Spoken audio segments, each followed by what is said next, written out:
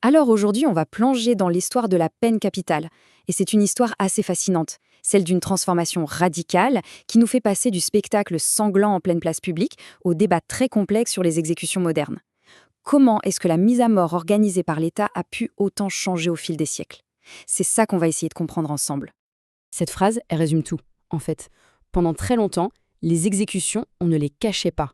C'était même tout le contraire. C'était de véritables performances publiques, orchestrées au millimètre près. L'objectif, ce n'était pas juste de punir, mais de montrer la puissance du pouvoir et de semer la terreur. Bon, creusons un peu cette idée.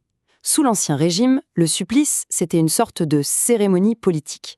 Chaque acte de violence sur le corps du condamné était pensé pour une chose: réaffirmer l'ordre social et rappeler à tout le monde qui était le maître.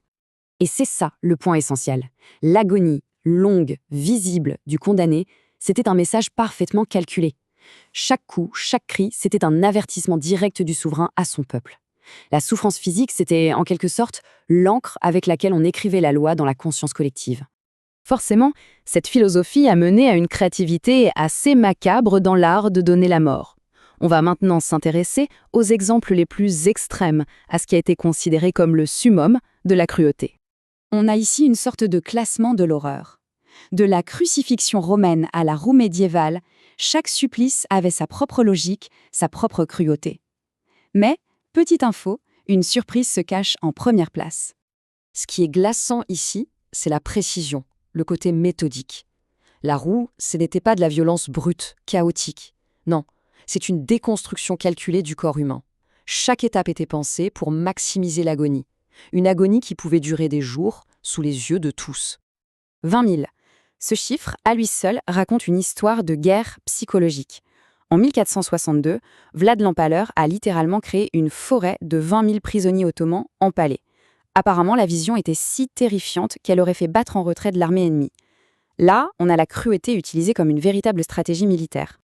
Et tout ça, ça nous amène à un retournement assez fascinant. Après avoir vu ces horreurs bien réelles, on peut se poser la question sur l'appareil de torture le plus emblématique de notre imaginaire. Eh bien, la réponse est non. La Vierge de fer de Nuremberg, c'est un mythe. Aucune source médiévale n'en parle. Elle a été inventée à la fin du XVIIIe siècle, puis construite au XIXe, juste pour satisfaire une fascination un peu romantique pour un Moyen-Âge qu'on imaginait sombre et barbare. Ça montre bien à quel point notre vision du passé peut être façonnée par des légendes. Allez, on avance dans le temps pour arriver au moment où tout bascule. Le siècle des Lumières va lancer une véritable révolution intellectuelle qui va condamner ce spectacle public et promouvoir une toute nouvelle idée de la justice. Bien sûr, ce chemin a été très long. Ça commence avec des penseurs comme Beccaria. Pour lui, ce qui dissuade le criminel, ce n'est pas la cruauté de la peine, mais la certitude qu'il sera puni. Ces idées vont planter des graines qui mettront 2 siècles à germer, jusqu'à l'abolition en France en 1981. Le changement de philosophie est donc total. On passe d'une justice de la terreur, centrée sur la destruction du corps en public, à une justice de la dissuasion, où la punition principale devient la perte de liberté et non plus la perte de la vie. Et ce changement, il nous amène tout droit au débat actuel. Cette quête d'une punition juste s'est transformée en une quête moderne, d'une exécution indolore. Mais est-ce que c'est seulement possible ? Le protocole moderne, qu'on utilise surtout aux États-Unis, ressemble, d'une certaine manière, à la roue. C'est une procédure en plusieurs étapes. Un anesthésiant pour endormir, un paralysant pour immobiliser et un produit pour arrêter le cœur. Sur le papier, ça a l'air propre, clinique, presque médical. Mais c'est précisément là que se trouve tout le problème éthique. Est-ce que cette méthode élimine vraiment la souffrance ou est-ce qu'elle ne fait qu'éliminer les signes de la souffrance pour le confort de ceux qui regardent ? Parce que les neurologues sont formels. Si l'anesthésiant rate son coup, le condamné est paralysé, mais il est toujours conscient.